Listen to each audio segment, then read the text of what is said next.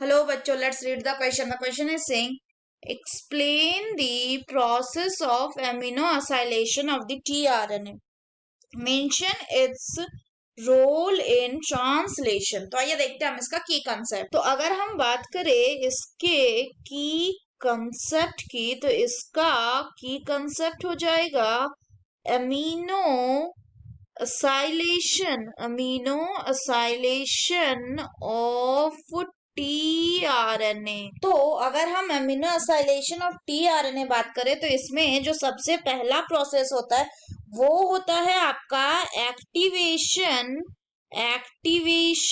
Of amino acid, activation of the amino acid. अगर हम further बात करें तो इसमें अमीनो एसिड के एक्टिवेशन में क्या करते हैं, सबसे पहले जो अमीनो एसिड्स होते हैं, सबसे पहले जो अमीनो एसिड्स होते हैं ये in the presence of ATP के प्रेजेंस में, और एक एंजाइम होता है जिसका नाम है अमीनो असाइल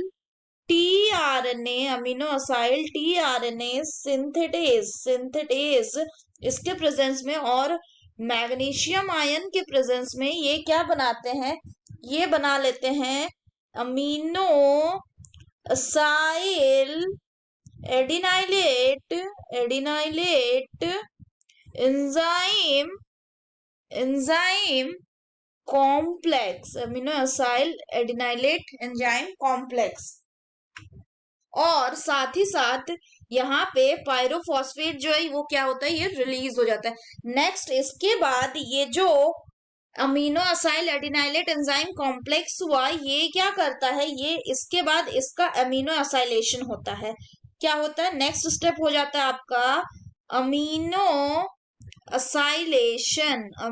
असाइलेशन किसका, of the tRNA, amino acylation of the tRNA. तो अमीनो असाइलेशन ऑफ टीआरएनए में मेनली क्या होता है कि जो कॉम्प्लेक्स बना हमारे पास अमीनो असाइल एडिनाइलेट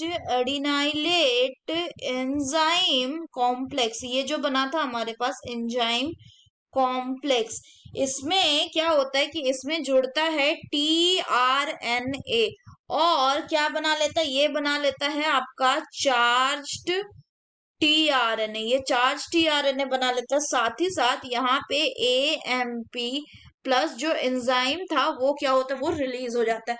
तो चार्जिंग वाला जो प्रोसेस है उसमें क्या होगा, amino acyl adenylate enzyme complex जो है वो क्या करेगा, वो चार्ज टीआरएनए में कन्वर्ट हो जाएगा। अब क्वेश्चन का दूसरा पार्ट ये बोल रहा था कि ये ट्रांसलेशन में क्या रोल प्ले करता है।